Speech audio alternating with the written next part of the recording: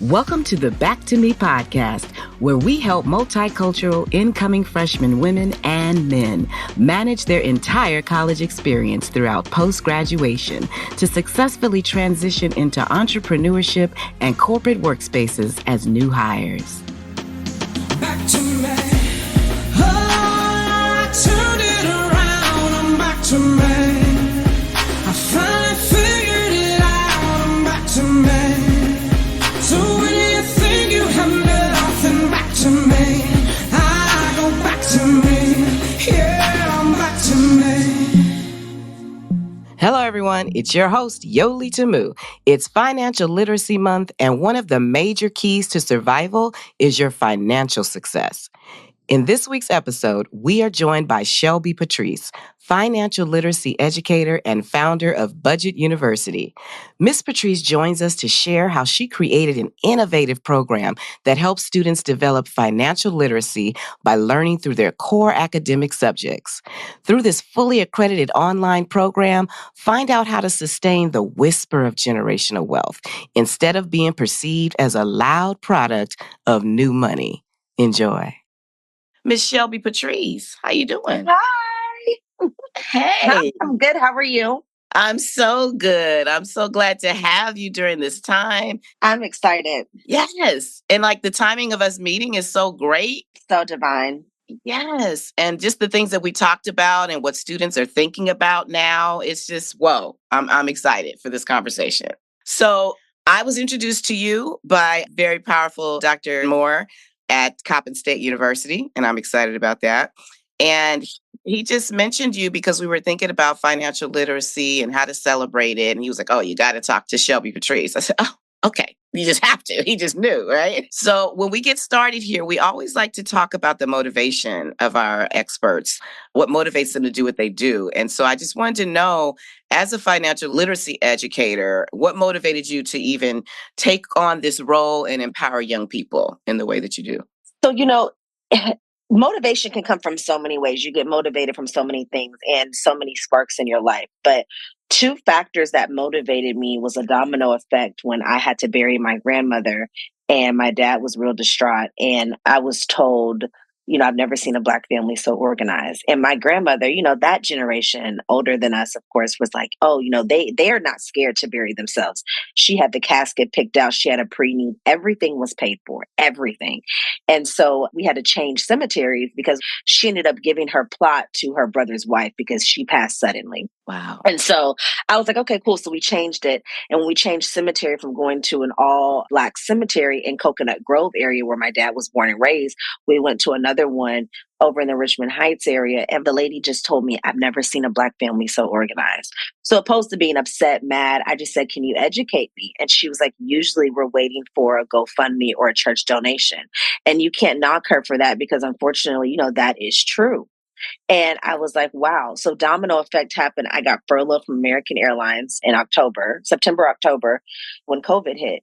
And during that time, I was about to close on the house and everything. It was just so much going on. And I was like, I'm going to back out because I'm about to lose my job and this. And I remember my underwriter calling me and telling me, do not back out. You're not going to get this interest rate again. Don't back out. And I was like, okay. So I kept it and I was able to sustain my house with everything, with my severance checks.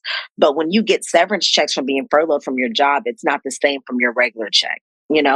And so friends were reaching out to me saying, Shelby, help me. You bought a house. Help me. How can I do that? How can I do this? Like, how do I fix this? What do I do this? And it was grown adults that were asking me these questions. And people were even telling me, I didn't even know our job matched our 401k. Like, certain things, people are not diving and reading and understanding their benefits and their resources. So I put everyone into a Facebook group of like 15 people. It grew to 600 and something people. And that's when I said, there's a need. And when you're doing something and you're getting so much feedback, now you know that there's a need.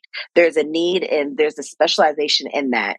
And I reached out to other resources and I started a website and I just wanted a program and a platform that would give people resources to be able to know about finance. So financial literacy. And that's what motivated me. My goodness. A personal motivation. It usually happens that way, family, closeness. So that's pretty powerful.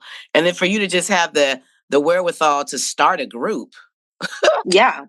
Because, everybody's on Facebook. And during that time in COVID, everybody was on Facebook. So I'm just like, just put it in a group. Like, just have everybody in a group. And when they open up the app, they scroll, they'll see, oh, somebody said something. Because it gave everybody that outlet, not just me to post, but everyone else to post. Like, oh, I just told my financial advisor, he gave me these documents.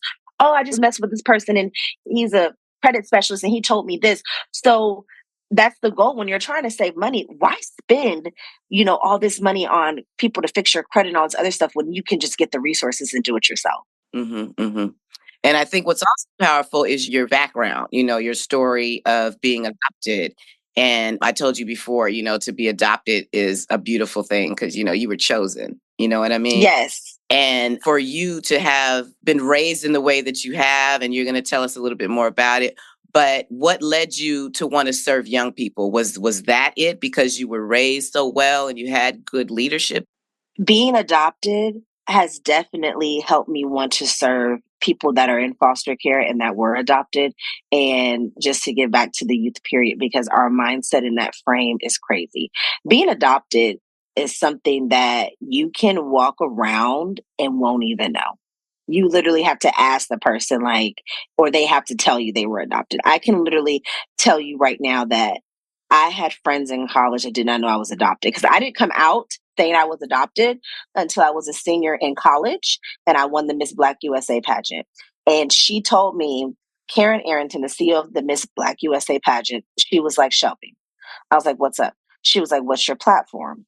And I was like, well, I think it's going to be like cancer or something. She said, no.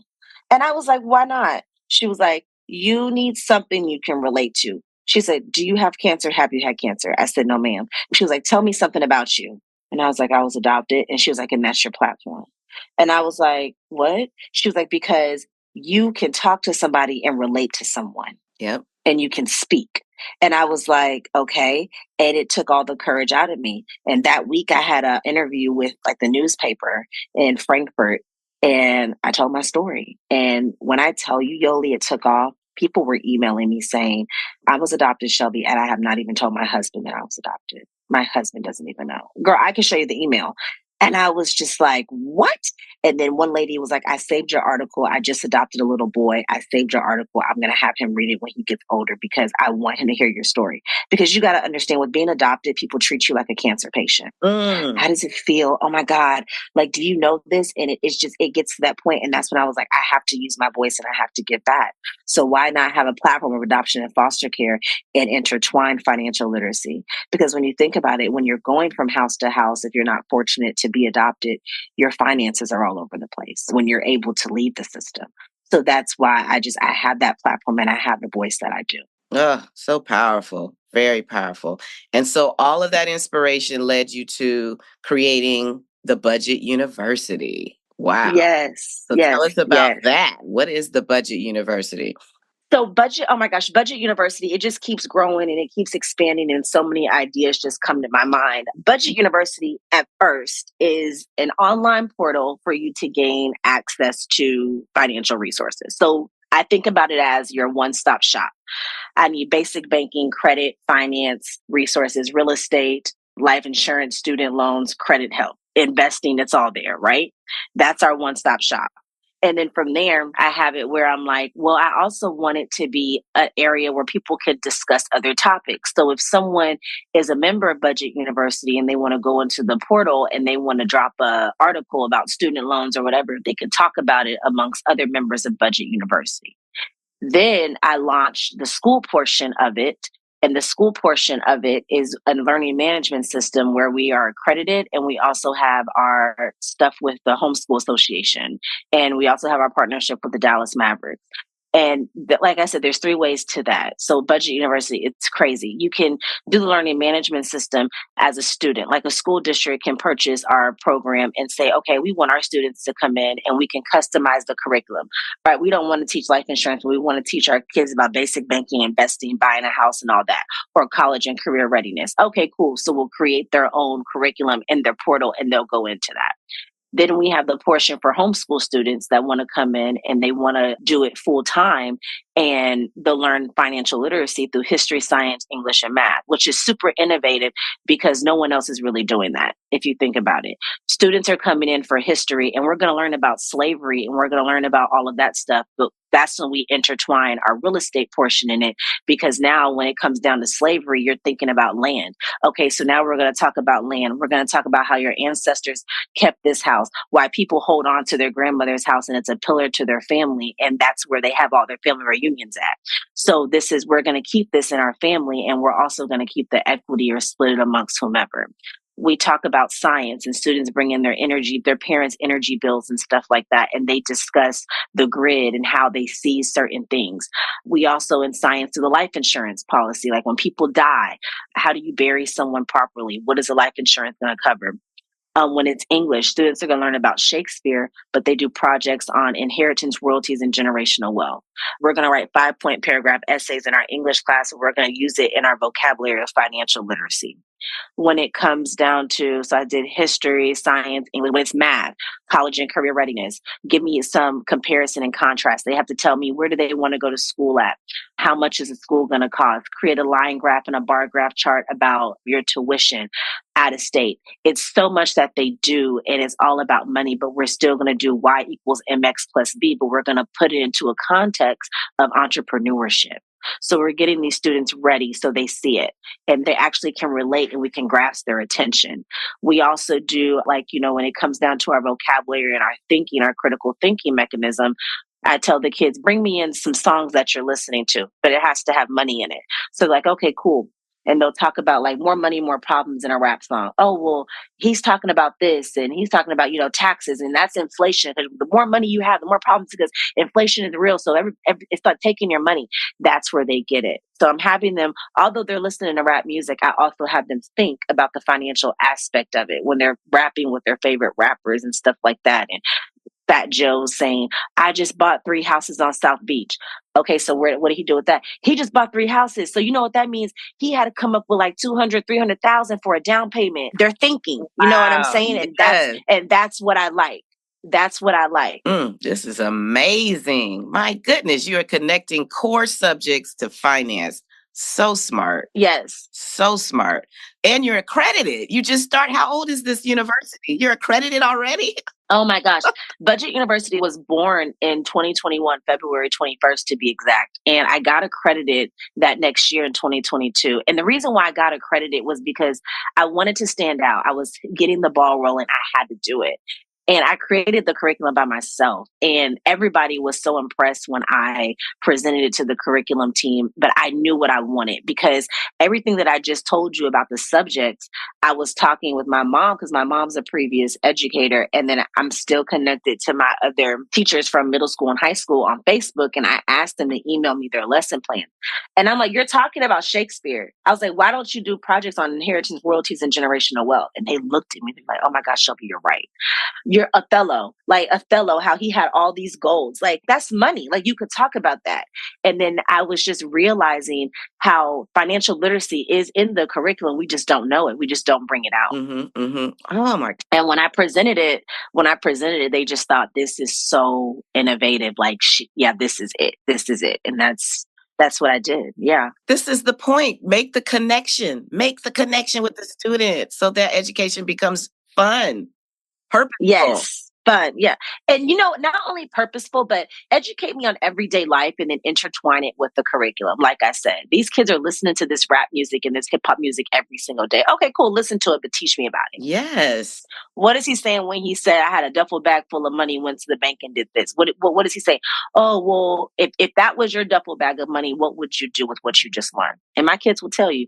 One boy told me, I'll max out my Roth IRA right now. And how much is that this year? $7,000. I said, well, there you have it. You see what I'm saying? So we're getting there. We're getting them to do that. Yeah. They're thinking. This is so great. And they enjoy it. I'm sure, right? They love this. Yep.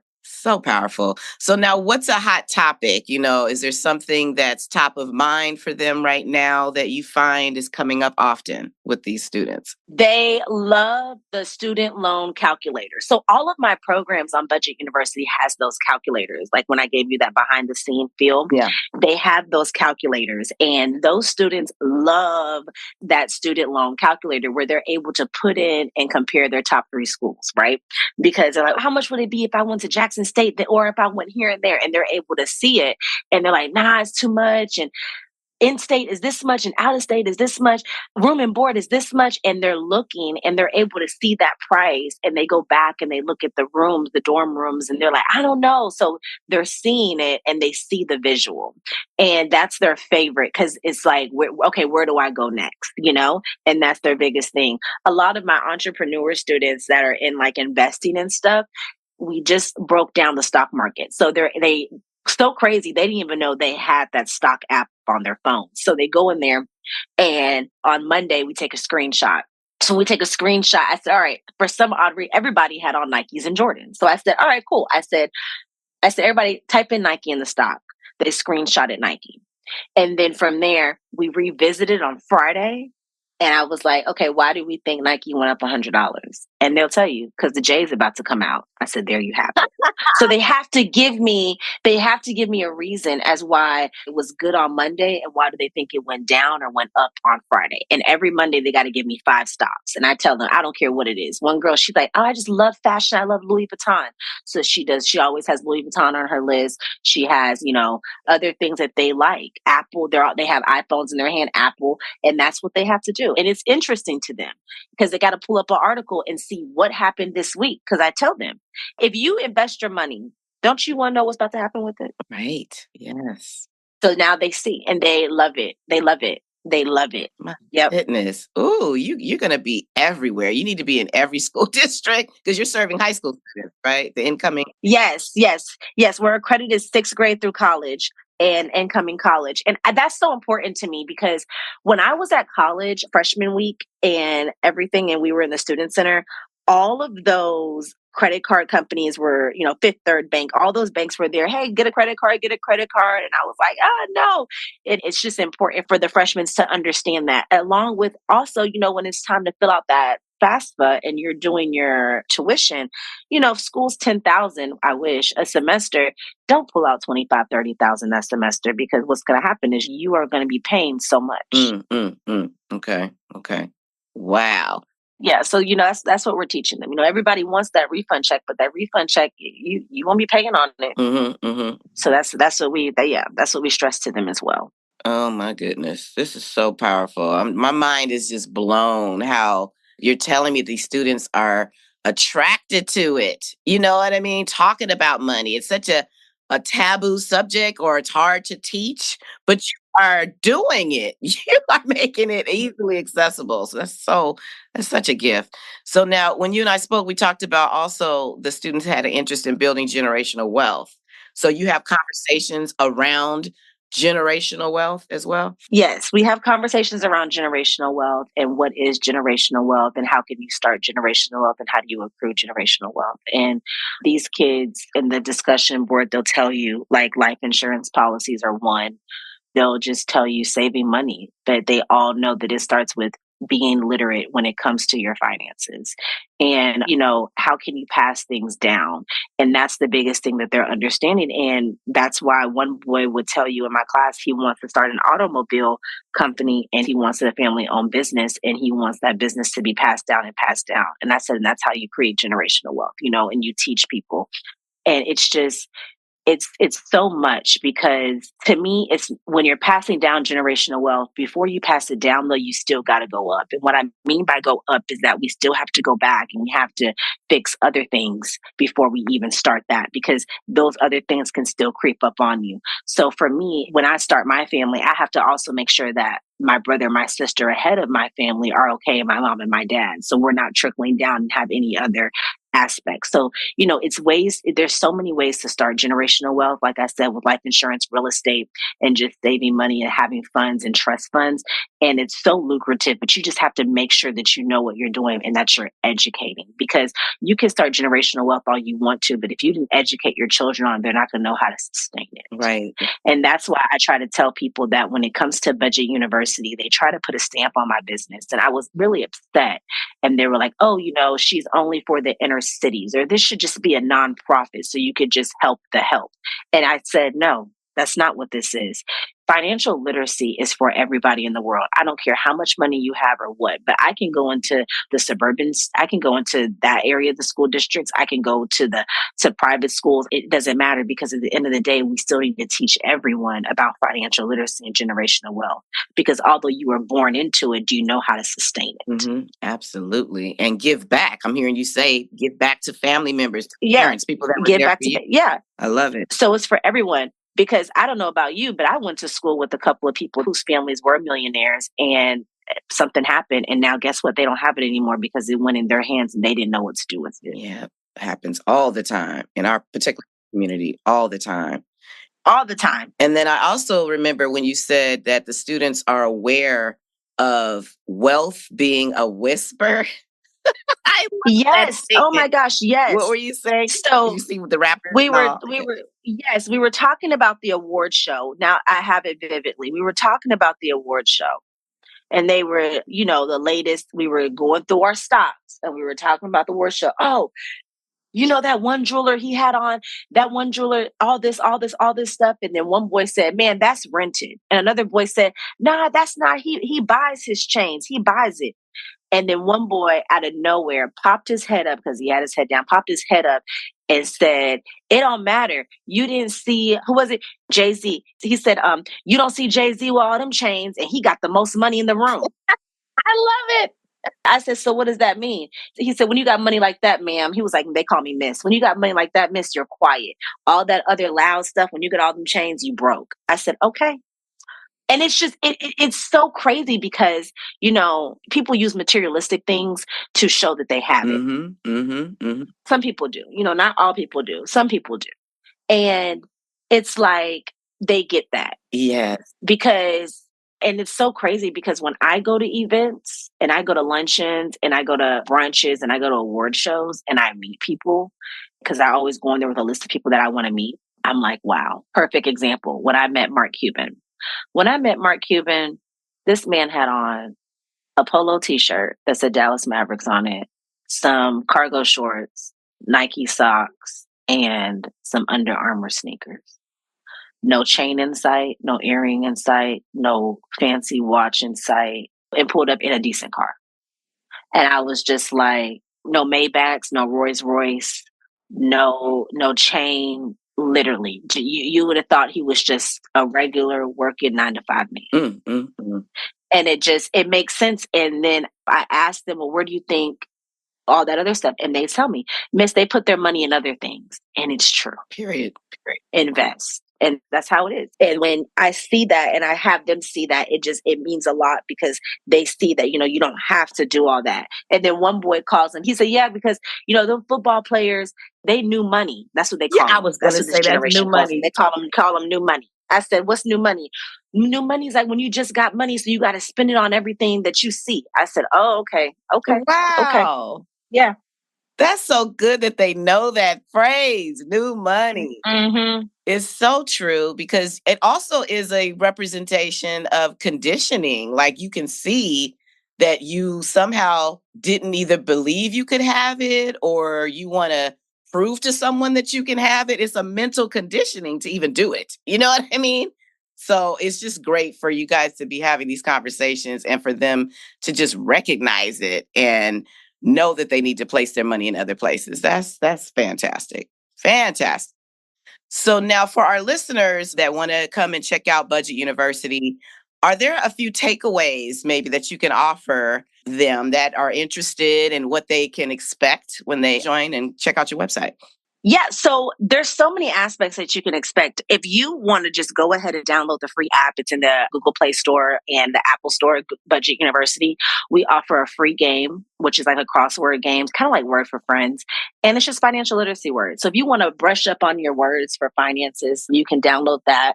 And then you can also go to the calculator and put in your monthly budget for the month. And we offer that. And that's a way to join, just to see how, our platform and our portal is. And then if you go to our website, budgetuniversityonline.com, if you register for regular, you'll have access to basic banking, 401k, investing, student loans, life insurance, and credit. And you'll have access to all of that. And you will be in the portal with other people. And you'll just be able to talk and see, like, hey, what are they offering, or what are they saying about certain articles? And then you'll be able to have access to our calculators, and it'll give you savings charts and savings schedules. And then if you're homeschooling your child, you can sign up your child for homeschooling, or you can email us at info@budget-university.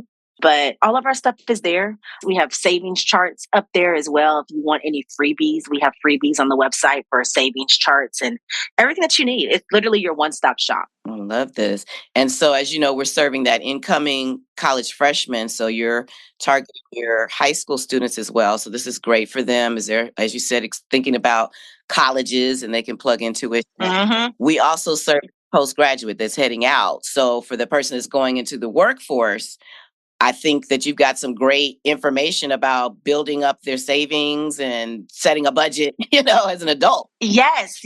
Building up your savings, setting up your budget, how to start your 401k, where to start with your 401k, getting a life insurance policy, what do you need to include in that? It's in fixing your credit. Because, when you get that career, hey, go ahead, fix your credit. So that's super important too. All of that is in there. And we're now working on an HR tab, and our HR tab, human resources tab, is going to help people with how to properly pick your healthcare plans. What do you need? What do you think is going to properly fit you?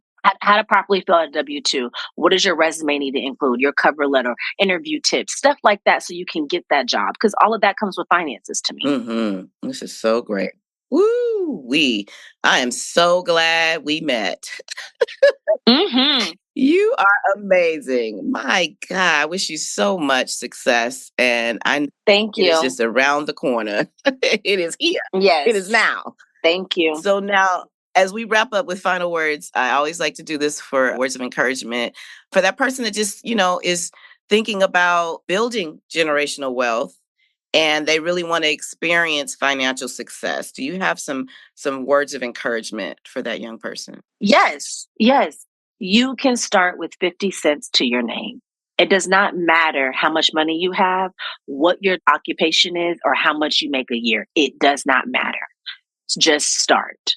Once you start, it's all up to you. Once you start, the rest is history. And I encourage people that way, because people always think that I don't have enough money for a financial advisor. I can't do this. Yes, you can. 50 cents. 50 cents. Go to the bank and say, look, I got 50 cents and I want to open up a savings. Put that in your savings and let it accrue. Once it gets to a certain mark and a certain thing, then tell them, okay, what can I do with this? How can my account start growing interest? But just starting somewhere, because the 50 cents, you can look back and, now it's $3. Now it's $5 I didn't have. Now it's 10. And once it starts growing, that's going to push you to want to even put more in there. I love it. This is so powerful. Thank you so much. And can I drop one more? Can I say one more? Yes. So another one that I say, and this is my favorite. A lot of us, if you're really ready for that leap, get your bank statements out, get 4 or 5 highlighters with different colors. And when you read your bank statement, highlight everything differently. And this is going to be a wake-up call to you. Amazon in yellow, grocery shopping in pink, gas in green, purple can be house stuff, and orange can be food. When you see how much money you're spending and you color coordinate it and you put a price next to that color, you're going to say, you know what, I'm spending too much on Amazon. I'm spending too much on, I need to stop driving so much. I'm spending too much on gas. I'm spending too much going out to eat on food. That's the wake up call to see exactly where your money is going and where you can cut down at. Ooh, I love that. Just color code. That is so cool. Just color code. Yeah. Oh, that's fantastic. And they should do that every month. What you think? Every quarter? When should they do that? I would do it every month. And then once you're like, okay, I'm saving some money, do it every quarter. Mm. Yeah. And then that money that you're saving, split that in half if you want, or take all of it and go on over to the bank and put it in your savings. So cool. You are something. You're amazing. So once again, what's the website? Where can they find you? So budgetuniversityonline.com is the website, and Budget University for the app. Just type in Budget University in your app store, and everywhere on social media, Budget University. This is fantastic. Thank you so much, Shelby. I'm so glad. Thank you. Yes. So I will be in touch with you very soon, and I look forward to just hearing so much more and hearing about you being global, not national, global. Yes, Okay. that's the goal. I love it. So thank you for your time, and we'll talk very soon. Okay? Okay, cool. All right. All right. Take care. Bye. Thank you for joining us. So the next time you discuss a history lesson or listen to some hip hop music, see if you can identify the assets and liabilities in your interpretation. For more information about other episodes, remember to subscribe to the Back to Me podcast, College and Beyond. I'm your host, Yoli Tamu. Leave a review at the end of this podcast, and if you would like to learn more about other special events, join the Back to Me podcast Facebook group, or simply text Back to Me to 833-206-4565. Until next time, be well.